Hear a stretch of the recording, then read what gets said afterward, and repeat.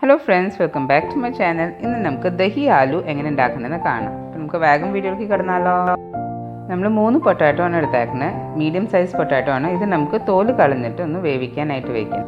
നമ്മുടെ പൊട്ടാറ്റോ എല്ലാം തോല് കളഞ്ഞ് ഇത്ര വലുപ്പത്തിലാണ് നമ്മൾ കട്ട് ചെയ്ത് എടുത്തേക്കുന്നത്. ഇതിലേക്ക് നമുക്ക് ആവശ്യത്തിനുള്ള ഉപ്പ് ഇട്ട് കൊടുക്കുക. അതിനൊപ്പം തന്നെ നമുക്ക് 1 കപ്പ് വെള്ളം ഒഴിച്ചു കൊടുക്കാം. ഇനി ഇത് നമുക്ക് വിസിൽ വെച്ചിട്ട് ഒരു വിസിലിന് വേണ്ടിയിട്ട് വേവിക്കാൻ വെക്കാം. നമ്മുടെ പൊട്ടാറ്റോ ഇവിടെ വെന്തുകൊണ്ടിരിക്കുകയാണ്. ഈ സമയത്ത് നമ്മളൊരു 300 ml തൈര് എടുത്തിട്ടുണ്ട്. ഇതിലേക്ക് നമുക്ക് ചാട്ട് മസാല ഇട്ട് കൊടുക്കാം. 1 സ്പൂണ് ചാട്ട് മസാലയാണ് ഇടേണ്ടത്. അതിൻ്റെ ഒപ്പം തന്നെ കുറച്ച് ഉപ്പും കൂടി ഇട്ടിട്ട് നന്നായിട്ട് മിക്സ് ചെയ്തിട്ട് ഇത് നമുക്കൊന്ന് മാറ്റി വയ്ക്കാം.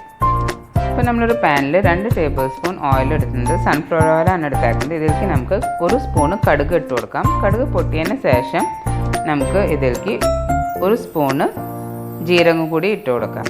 ജീരകം ഒന്നും മൂത്തതിന് ശേഷം നമുക്ക് 2 ബേ ലീഫ് കട്ട് ചെയ്തത് ഇതിലേക്ക് ഇട്ട് കൊടുക്കാം. അതിൻ്റെ ഒപ്പം തന്നെ 3 കഷ്ണം കറുവപ്പട്ടയുടെ ഇതിലേക്ക് ഇട്ട് കൊടുക്കാം. പിന്നെ നമുക്ക് വേണ്ടത് ഒരു 5 അല്ലി വെളുത്തുള്ളി ചെറുതാക്കി ചോപ്പ് ചെയ്തത് നമുക്ക് ഇതിലേക്ക് ഇട്ട് കൊടുക്കാം. മസാല ഇടുമ്പോൾ ഇപ്പം ലോ ഫ്ലെയിമിൽ വെക്കാൻ മറക്കരുത്. ഇപ്പോൾ നമ്മുടെ വെളുത്തുള്ളിക്ക് നന്നായി മൂത്ത് വന്നിട്ടുണ്ട്. ഇതിലേക്ക് നമുക്ക് 1/2 ടീസ്പൂൺ മഞ്ഞൾപ്പൊടി ഇട്ട് കൊടുക്കാം.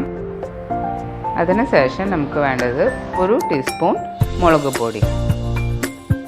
ഇതെല്ലാം ഒന്ന് മൂത്തതിന് ശേഷം നമുക്ക് ഒരു 2 പച്ചമുളക് ചെറുതാക്കിയിട്ട് കട്ട് ചെയ്തത് ഇതിലേക്ക് ഇട്ട് കൊടുക്കാം.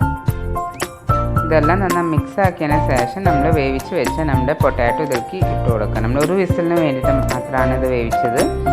ഇത് ഇട്ടതിന് ശേഷം നന്നായിട്ടൊന്ന് മിക്സ് ചെയ്ത് കൊടുക്കാം.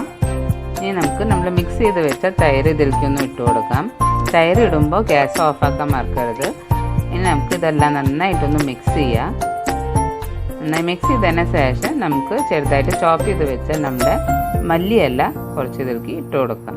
അപ്പം നമ്മുടെ ദഹി ആലു ഇവിടെ റെഡി ആയിട്ടുണ്ട്. നിങ്ങൾ എന്തായാലും വീട്ടിൽ ട്രൈ ചെയ്ത് നോക്കാം. നെക്സ്റ്റ് വീഡിയോയിൽ കാണുന്നവരെ ബൈ.